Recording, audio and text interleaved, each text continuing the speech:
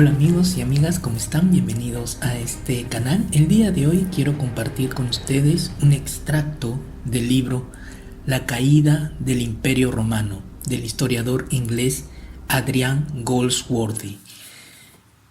El capítulo que voy a leer a continuación titula La pregunta y es una especie de introducción a los temas que va a abarcar este libro, pero me pareció interesante compartirlo con ustedes porque da a grandes rasgos las distintas visiones que se tienen sobre por qué cayó el Imperio Romano. Pues bien, sin más preámbulos, vamos a la lectura. La pregunta. El mundo ha cambiado desde el siglo XVIII y lo mismo ha sucedido con las actitudes respecto al pasado y al presente. Y, sin embargo, la fascinación que nos produce la caída del Imperio Romano permanece intacta. Puede que ahora el vínculo no sea tan íntimo ni tan obvio, pero la influencia de Roma en el mundo moderno y especialmente en la cultura occidental sigue siendo muy profunda. También sigue siendo viva la simple curiosidad de saber cómo un Estado que consiguió seguir siendo tan próspero e inmenso durante tanto tiempo, a pesar de todo llegó a desmoronarse o a ser derribado, para ser sustituido por culturas mucho menos sofisticadas. El destino de Roma parece servir de advertencia de que al final el poder y el éxito siempre serán transitorios y de que la civilización no saldrá victoriosa de forma automática.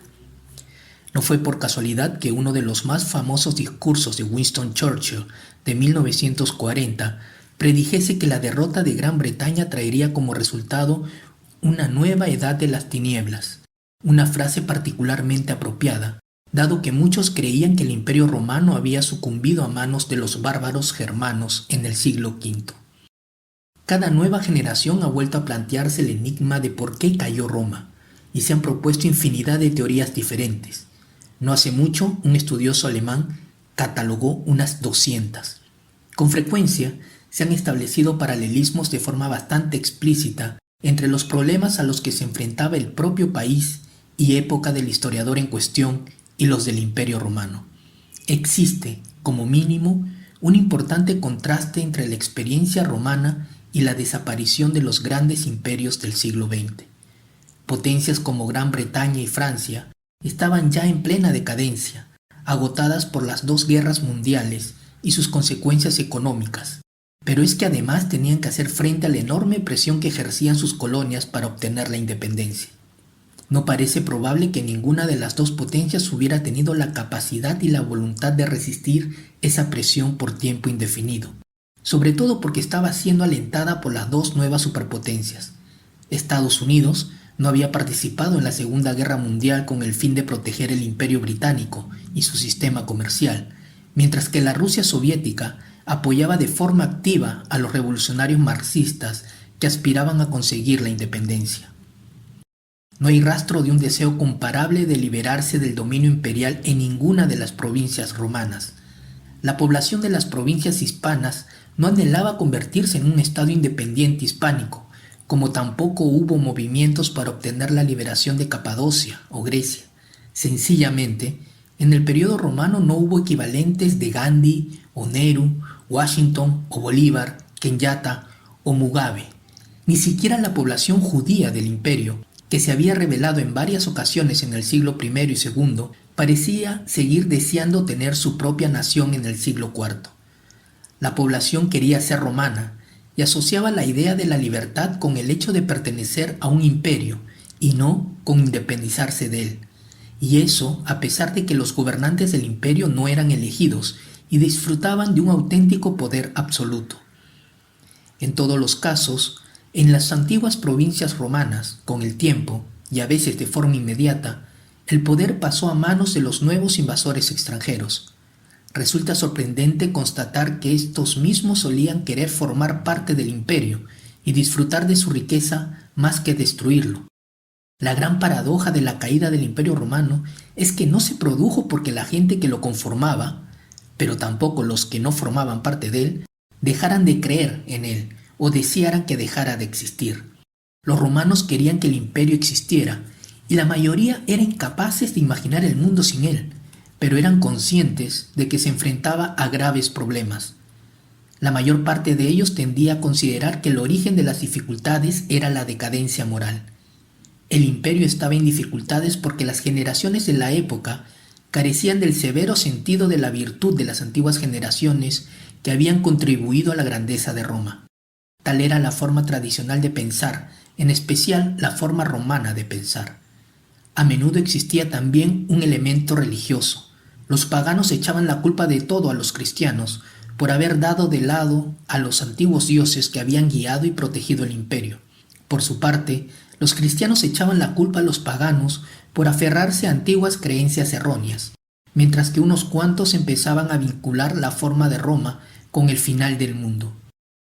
San Agustín escribió su monumental La ciudad de Dios para explicar a los cristianos que, a la postre, todas las naciones humanas, incluyendo Roma, la más grandiosa de ellas, acabaría desapareciendo, mientras que todos los cristianos serían miembros de un estado nuevo y eterno que Dios crearía.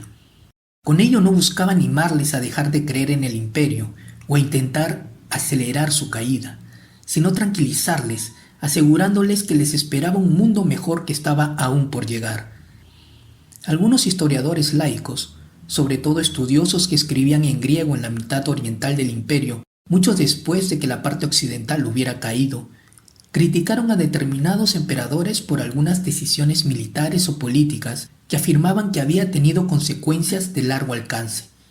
Sin embargo, ninguna de las obras que se conservan en la antigüedad trata de realizar un análisis coherente de la razón por la que el imperio, que ocupaba la mayor parte del mundo conocido en el año 200, había visto reducido su poder y su territorio a una pequeña fracción en el año 500.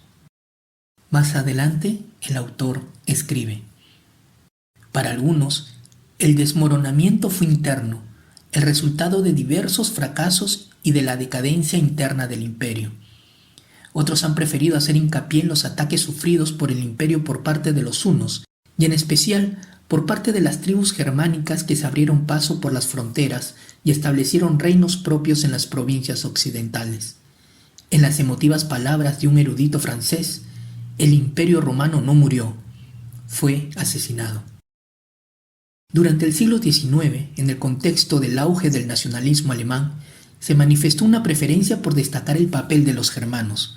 Los textos romanos que contrastan las virtudes primitivas de los guerreros germanos con la decadencia de la moderna vida de Roma fueron creídos a pies juntillas. Algunos consideraban que el imperio merecía su fin, para que el poder pudiera pasar a las tribus que constituirían los países de la Europa moderna.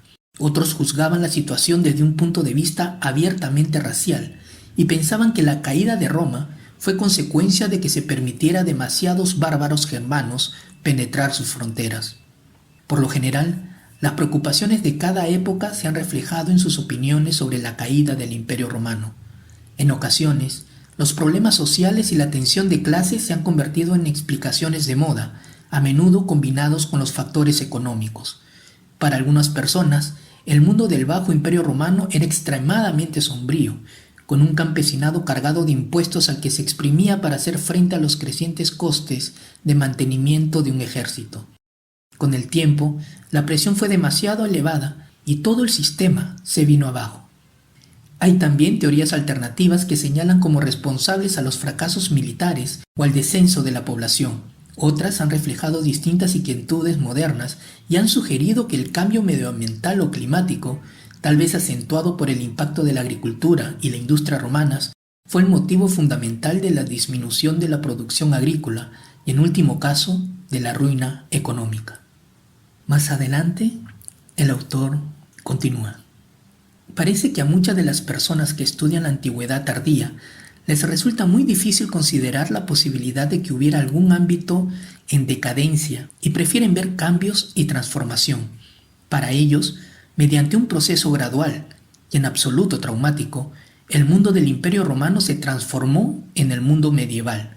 Por ejemplo, un estudioso que examinó el gobierno del Imperio de Occidente concluyó: debería quedar claro que el Imperio Romano no cayó en el siglo V, sino que se transformó en algo nuevo. El punto de partida principal para alcanzar esa conclusión era que algunos aspectos del gobierno, incluyendo títulos y rangos específicos, continúan en los reinos germanos. Puesto que el concepto de declive estaba firmemente pasado de moda, es probable que fuera inevitable que la idea de la caída también se viera sometida a presión. Aun cuando se admite que eso es lo que sucedió, con frecuencia se describe como una cuestión de poca importancia. La tendencia de los estudiosos de la antigüedad tardía ha sido ser implacablemente positivos a la hora de juzgar todo y cada uno de sus aspectos. Instituciones como el ejército y el gobierno son retratadas como entidades eficientes, a menudo más efectivas que las del Alto Imperio, y los problemas se consideran inevitables en las condiciones del mundo antiguo y no exclusivos de su último periodo. Del mismo modo, el más mínimo indicio de continuidad es imbuido de honda y amplia significación. Por ejemplo, la supervivencia de un título burocrático romano en la corte de un rey germano no significa necesariamente que la persona en sí estuviera realizando el mismo trabajo, ni mucho menos que lo estuviera haciendo bien, como tampoco puede pretenderse que el hallazgo de un estilo en un yacimiento arqueológico británico del siglo V demuestre que existiera una alfabetización generalizada en el periodo posromano. Si extrapolamos la misma lógica a nuestra propia época, entonces la supervivencia de las instituciones imperiales y del inglés como una de las lenguas del gobierno en India significaría en realidad que aún sigue siendo parte del Imperio Británico, lo que sin duda supondría una gran sorpresa para los habitantes de ese país. Páginas más adelante, el autor nos dice: ahora que el concepto de decadencia está pasado de moda, la tendencia de la mayoría de historiadores ha sido subrayar la importancia de la presión que el exterior ejerció sobre el imperio. Solo en los últimos tiempos, algunas voces han cuestionado la verdadera escala de la amenaza que suponían las tribus que vivían fuera de las fronteras europeas del Imperio Romano. Aún así, muchos continúan asumiendo que las confederaciones que aparecieron al final del siglo III eran enemigos mucho más temibles que las tribus bárbaras a las que se enfrentó el Alto Imperio. Sin duda, sigue siendo un artículo de fe que los persas sasánidas que suplantaron la dinastía parta a principios del siglo III eran mucho más eficaces, agresivos y peligrosos que sus predecesores. Desde luego, esa idea se ha repetido tantas veces que nadie parece cuestionar si en el fondo es verdadera o no. La creencia de que las amenazas a las que hizo frente el imperio habían aumentado es conveniente para aquellos que desean ver los enormes cambios institucionales de este como reacciones sensatas a la nueva situación. La conveniencia y la frecuente repetición no equivalen a la verdad, y todos esos temas deben ser cuestionados. La guerra civil se convirtió en un suceso frecuente a partir del siglo III.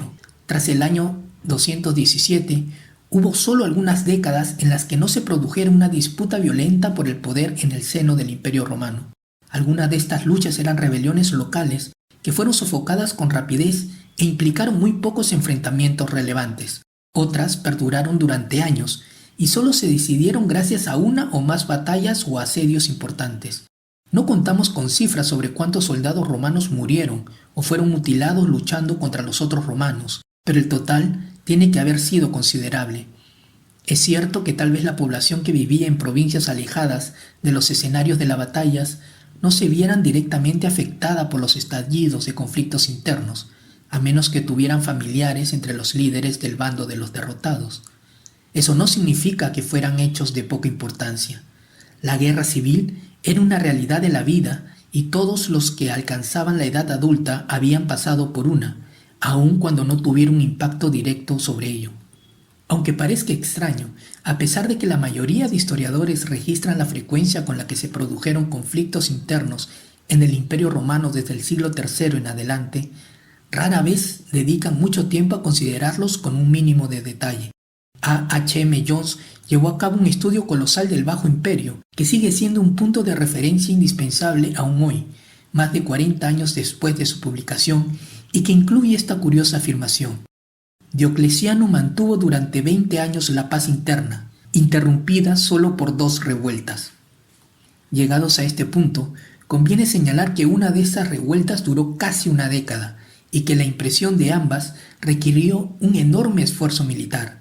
Por otra parte, para empezar, Diocleciano había combatido y resultado vencedor en otra guerra civil para hacerse con el puesto de emperador. Sin duda fue un emperador de éxito conforme con los estándares de anteriores periodos, pero la estabilidad que proporcionó al imperio fue limitada y breve.